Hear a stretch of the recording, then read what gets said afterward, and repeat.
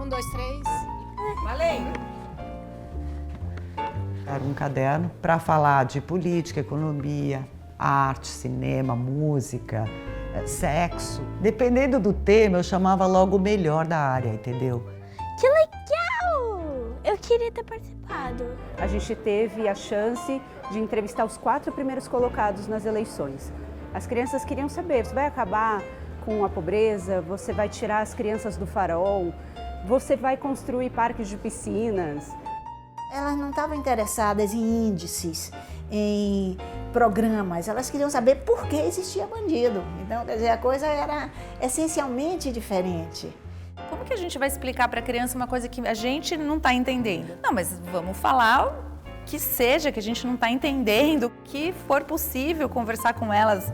Eu acho que a palavra de ordem foi o respeito. Respeito à criança. Eu posso falar um negócio? O direito de saber sobre qualquer assunto. É obrigação do adulto saber falar com a criança, e não a criança entender a linguagem do adulto. Se a gente for comparar com a comunicação que se fazia para as crianças nos meios de comunicação, a Folhinha estava avançada para o seu tempo.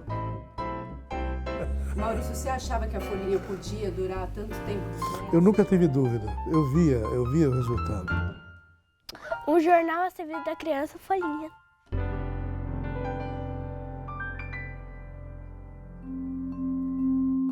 Eu era um moleque que gostava de ler, eu lia muito a Folha, o folhão.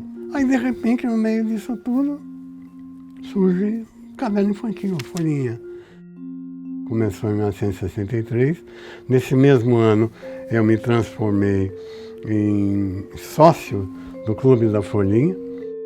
E foi na Folhinha que logo depois assinei o primeiro texto na minha vida em jornal, que foi esse poeminha aqui, Se Eu Fosse um Passarinho.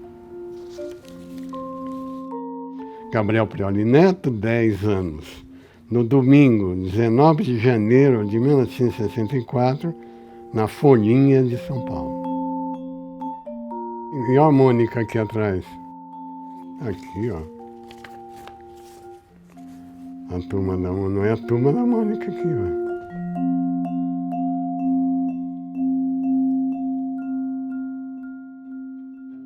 A Folhinha surgiu há 60 anos. Ela foi criada pela Lenita Figueiredo, que trabalhava aqui na Folha. E ela teve a ajuda do Maurício de Souza, o nosso Maurício de Souza, criador da Mônica. Inclusive, vários dos personagens do Maurício nasceram nas páginas da Folhinha. Se eu sentar hoje aqui com material de desenho e tiver uma notícia, uma coisa acontecendo e tudo mais, a partir disso eu faço uma história. O Cebolinha tá de camisa amarela. E short azul. E a Mônica tá de sapato. E a Mônica tá com esses negócios. A Folhinha lançou os meus personagens. O Sansão era muito diferente. Se não houvesse a Folhinha, eu não estava falando essa história toda com você aqui hoje. A Folhinha, quando ela começou, a ideia principal era ser entretenimento para criança.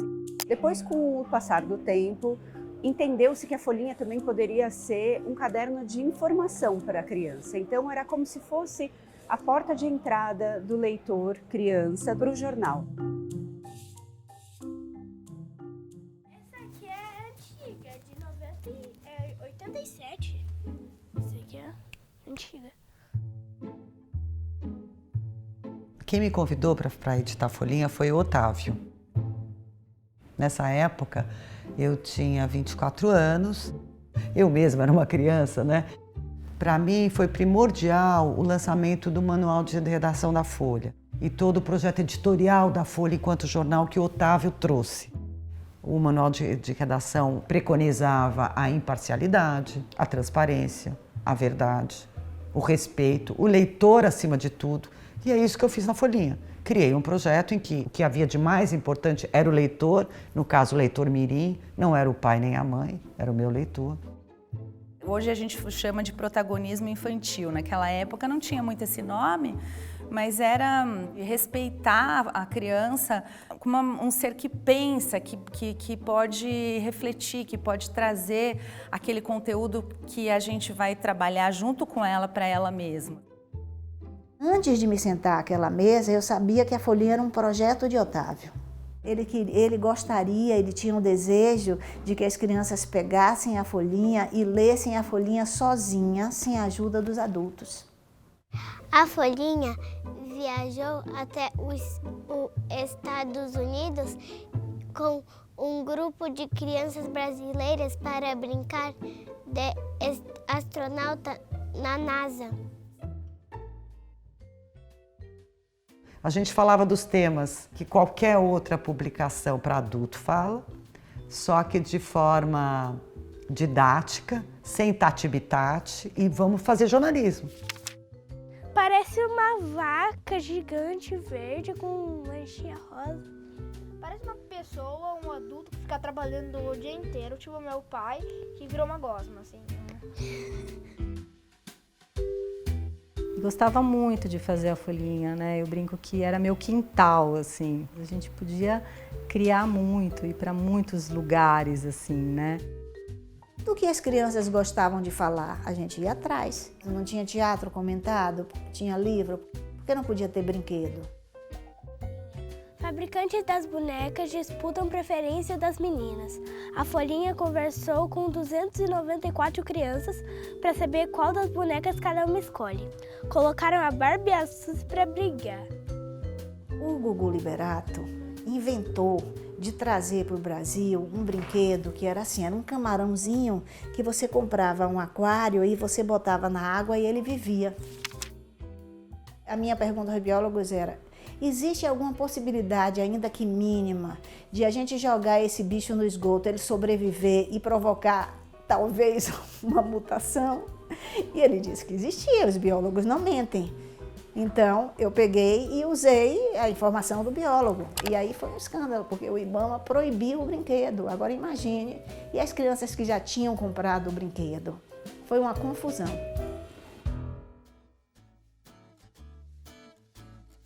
Entre as pautas que eu gostava muito de fazer, eram as pautas que traziam as realidades infantis.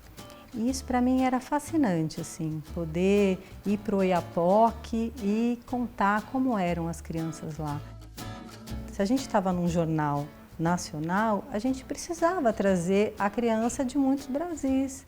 E com esse desafio, a gente fez na Folhinha o mapa do brincar. Nessa época, quem era editora era a Patrícia Trudes da Veiga. Eu falei: Patrícia, vamos chamar as crianças para que elas contem sobre o que elas brincam. A gente recebeu 10 mil cartas, e-mails, desenhos. Eu sei que era esse número de 10 mil, entre muitas correspondências diversas, assim. Junto com brincadeiras que eram, sim, do universo eletrônico, vinham essas outras brincadeiras que não são das décadas passadas, né? São de muitos tempos, né? Atravessam a humanidade, assim, porque são gestos lúdicos do ser humano. Capas fortes, por exemplo, foi uma sobre sexo. E aí foi uma comoção, né? Porque era o Geraldinho se olhando do espelho, abrindo a calça e olhando, né? E falando de pinto, de peito, de pelo. Mas era didático e era de verdade, não tinha sacanagem. Só era engraçado, era só bem-humorado, porque tinha que ser, né? Acho que a criança, na casa, né, na escola, ela está discutindo aqueles assuntos que o país está discutindo em geral, né? Tem muito adulto, adolescente, criança que sofre por isso. Tem que botar meio que... pra parar com isso. Isso!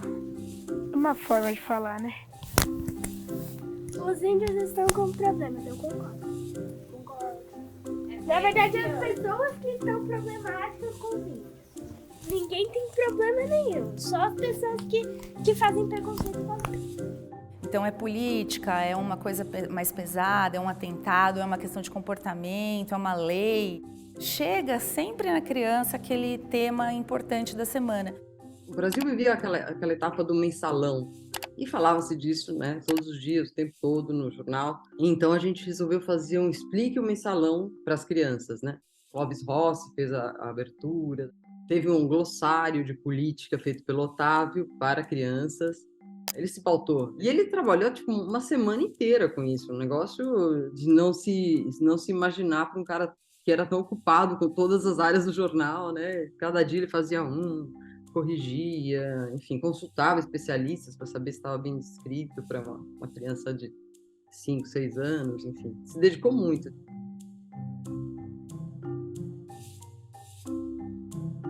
O que serve o jornal impresso?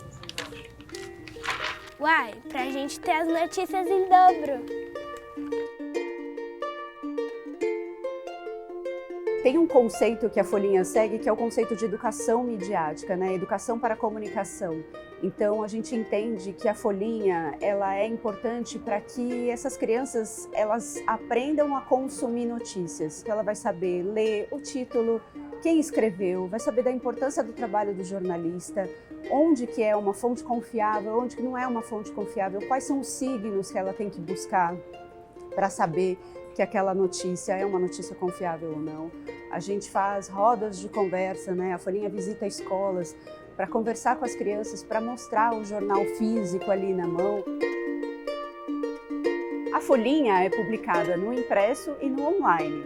Essa forma impressa, ela é muito importante porque a criança vai ter esse contato tátil com o jornal. Vai poder brincar, vai poder rabiscar, vai poder recortar, vai poder fazer o que ela quiser porque é o jornal dela.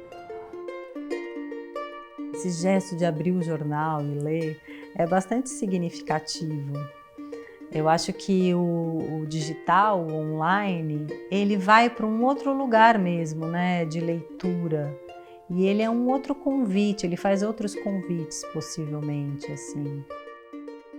Essa leitura, né, que um livro convoca, que um jornal, que uma revista, né, que é o impresso, é uma leitura que ela é mais imersiva. A leitura no impresso, ela convoca uma verticalidade, assim, que é super importante, né? Em termos de leitura, assim, tem estudos sobre isso, assim, é super importante em termos de leitura e de formação leitora, porque a Folhinha, ela não forma só leitor de jornal, ela forma leitor de mundo.